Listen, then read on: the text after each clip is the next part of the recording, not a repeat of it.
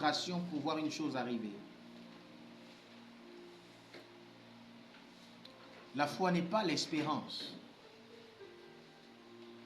La foi est plus que toutes ces choses. Alléluia. Hier, pendant l'enseignement, nous avons vu le mystère de la foi, et c'est Paul qui a employé le mot mystère. Il a dit que la foi est un mystère qui doit être conservé dans une conscience pure. Et nous avons vu des personnes qui ne marchent pas avec une conscience pure. Et peut-être que je vais encore toucher quelques points sur ceux qui ne gardent pas le mystère de la foi dans une conscience pure. Et de là, nous avons basculé sur le livre sur l'épître aux Hébreux, qui nous parle de ce qui est du sang de Christ qui nous a sanctifiés par un esprit éternel. Amen. De la conscience souillée, parce que les sacrifices de l'Ancien Testament n'ôtaient pas le péché, mais couvraient le péché. Et qui nous a délivrés des œuvres mortes. Et je disais que peut-être que nous allons parler des œuvres mortes. Alléluia. Amen. Amen. Je veux que nous revenons un peu dans Hébreux chapitre 9, versets 12 à 14.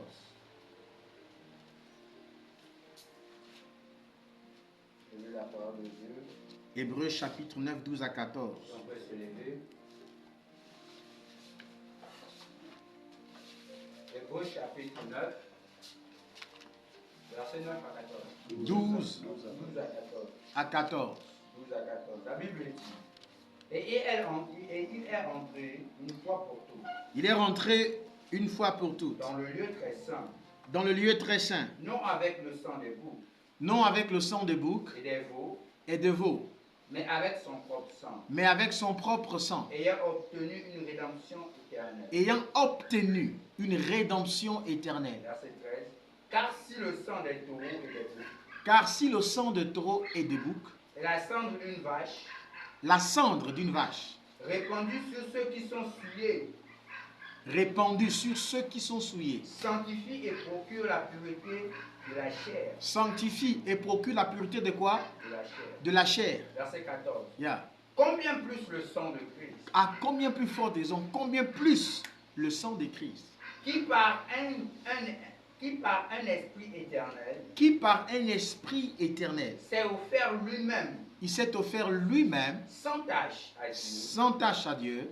Purifiera-t-il votre conscience? Purifiera-t-il votre conscience? Des œuvres mortes. Oh my God. De quoi? Des œuvres mortes. Des œuvres mortes. Afin que vous serviez le Dieu vivant. Afin que vous serviez le Dieu vivant. Amen. Asseyez-vous. Alors il y a quelque chose qui attire mon attention dans le verset, sur le dernier verset.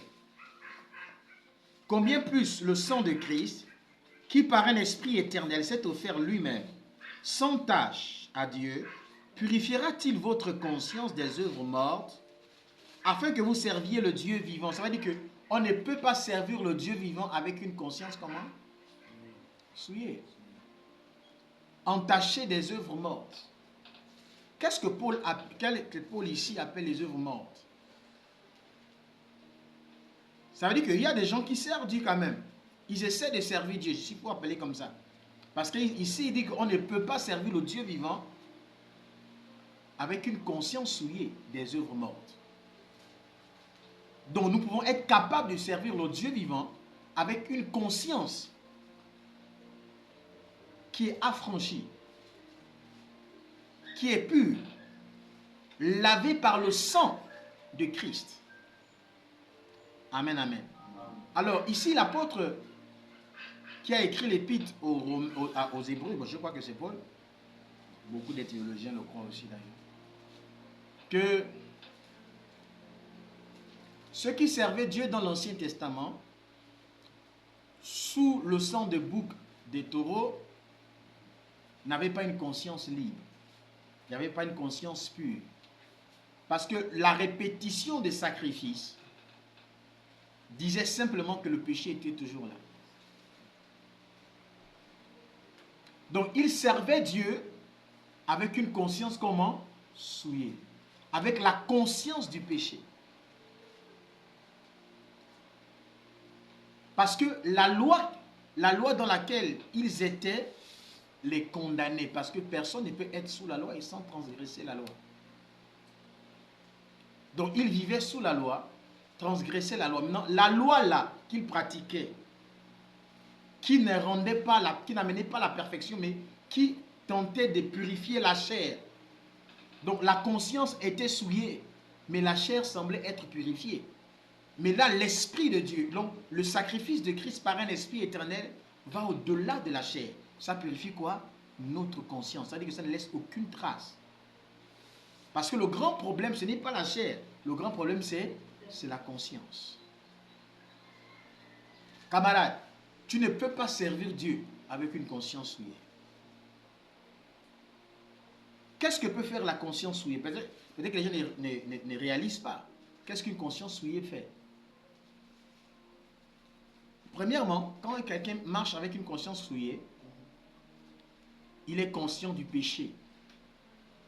C'est le genre de personnes, à chaque fois, ils doivent demander pardon à Dieu pour tout et pour rien.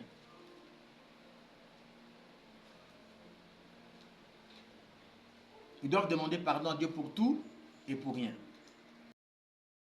Ils doivent, avant de dormir, ils doivent demander pardon.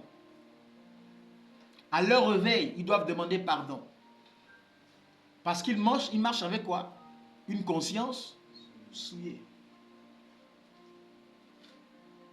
Lorsqu'ils commencent le culte, la première chose qu'ils doivent faire, ils doivent demander pardon. Tout le monde doit confesser les péchés. Quand une personne vient de mourir, la première pensée, c'est est-ce qu'elle a confessé son péché avant de mourir? Si quelqu'un est mort, ou elle est morte dans le concubinage, hey, la personne n'était pas mariée, elle est morte comme ça, la conscience du péché. À chaque fois qu'un événement étrange peut arriver à quelqu'un, la première chose d'abord qui monte dans son esprit, c'est que elle a certainement péché contre Dieu. Et Dieu tente de régler ses comptes à cette personne. On appelle ça la conscience du péché. Alléluia. Et beaucoup de personnes pensent comme ça, beaucoup de chrétiens vivent comme ça. En vivant ici, qu'est-ce qu'ils font? Ils disent, Seigneur, qu'est-ce que j'ai fait? Pourquoi telle chose m'arrive? Quel péché ai-je commis? Ils commencent par là, quel péché ai-je commis? Quel est le péché que j'ai pu commettre qui fait que j'expérimente de telles choses? On appelle ça la conscience du péché.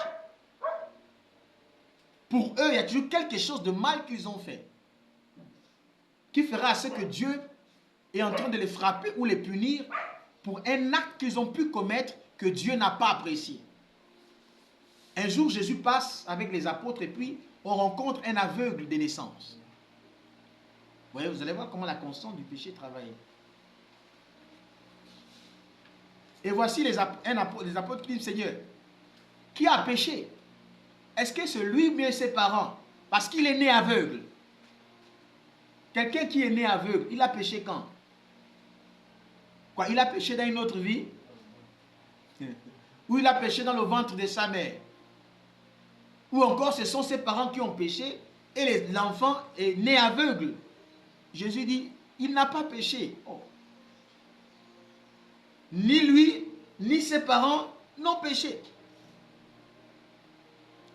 Est-ce que vous voyez combien de fois beaucoup de personnes vivent avec la conscience du péché? Quand certaines calamités arrivent à certains chrétiens, d'autres chrétiens se disant très spirituels t'appellent. Ils disent non, essaie d'abord de revoir ta vie. Wow. Quand il dit revoir ta vie, il cherche le péché que tu as commis, que Dieu a retenu. Parce que tu ne peux pas vivre ça. Certainement tu as offensé Dieu et Dieu est en train de te faire payer les fautes que tu as commises. Alors essaie d'abord de rentrer en toi-même. Analyse ta vie.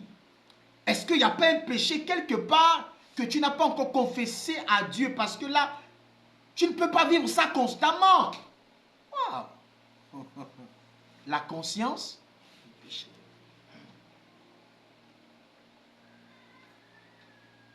La conscience du péché. Alors quand nous marchons avec la conscience du péché, en vérité, on n'est pas en paix avec nous-mêmes et on n'est pas aussi en paix avec Dieu. Et deuxièmement, ceux qui marchent avec la conscience du péché veulent toujours faire des choses pour Dieu, de telle sorte qu'ils veulent acheter la bonté de Dieu par leurs actions. Ils se disent qu'il faut toujours faire plus d'efforts pour être aimé de Dieu. Il faut faire quelque chose pour que Dieu me pardonne ou pour que Dieu me bénisse fortement. Il y a des choses que je dois faire pour impressionner Dieu. Oh, ouais, c'est la conscience du péché.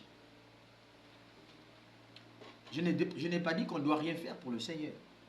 Je n'ai pas dit qu'il y a des efforts qu'on ne doit pas faire. Mais eux, ils le font avec d'autres motivations. Dans la motivation de payer quelque chose. Acheter quelque chose avec Dieu. Amen. Oh, tel. Son père est mort. Oh, sa mère. Son enfant. Est-ce qu'il a bien revu sa vie? Est-ce qu'il a bien revu sa vie? Qu'est-ce que Job allait dire? Les amis de Job ont dit à Job, ce qui t'arrive là, il y a un péché que tu as commis. Job dit, quel péché j'ai commis? Il faut me convaincre du péché que j'ai commis. Alléluia. Il faut me convaincre du péché. Donc, il y a un danger. Il y a un danger spirituel lorsque les gens vivent avec la conscience du péché. Ils vivent sans la paix qui vient de Dieu. Ils ne sont pas en paix avec eux-mêmes et ils ne sont pas en paix avec les autres. Et ils ne sont pas aussi en paix avec Dieu. Pendant que Dieu n'a pas de problème avec eux. Alors, quel est le danger d'une conscience de péché? Ça peut te rendre malade. Wow. Il y a des maladies qui peuvent être créées dans ton corps. Physique, cancer, diabète. Beaucoup d'autres maladies, des maladies incurables. Simplement parce que tu marches avec la conscience du péché, avec la condamnation. Les gens ne savent pas ça. Qu'il y a des maladies qui viennent dans le corps parce qu'ils ont la conscience d'un péché. Ils ne croient pas que Dieu leur a pardonné. Ils ne croient pas qu'ils sont justes. Ils ne croient pas qu'ils sont parfaits. Ils ne croient pas en l'amour de Dieu. Ils ne croient pas qu'ils font assez pour que Dieu puisse les aimer. Ils marchent avec la conscience du péché. Amen, amen. Donc quelqu'un qui marche avec la conscience du péché a un problème dans sa relation avec Dieu. Quelqu'un qui marche avec la conscience du péché a un problème même d'exaucement dans ses prières parce qu'il s'est dit non, si je ne vois pas ce que je veux, c'est parce qu'il y a un péché qui me fait obstacle. Seigneur, Saint-Esprit, révèle-moi le péché là. Révèle-moi ce péché là qui est caché que j'ignore. Wow. Ou s'il a une faiblesse, voilà, c'est cette faiblesse-là qui fait que Dieu ne me bénit pas. C'est cette faiblesse-là qui fait que Dieu est en train de me punir pour m'enseigner quelque chose. Même les maladies que je suis en train de vivre, certainement, ou les blocages que je suis en train de vivre à côté là, certainement Dieu est en train de m'apprendre quelque chose. Mais je n'arrive pas. Ce péché-là me dérange, Seigneur, aide-moi. Parce que c'est ce qui me bloque même le royaume de Dieu. Je suis en train de parler de la conscience du péché parce que il dit on ne peut pas servir Dieu vivant, le Dieu vivant comme ça. Donc pour mieux servir au Dieu vivant, on doit servir Dieu avec une conscience comment? Pure. Parce que quand vous approchez dans la présence de Dieu avec une conscience qui ne soit pas pure, qui n'est pas pure, vous êtes dans l'illégalité.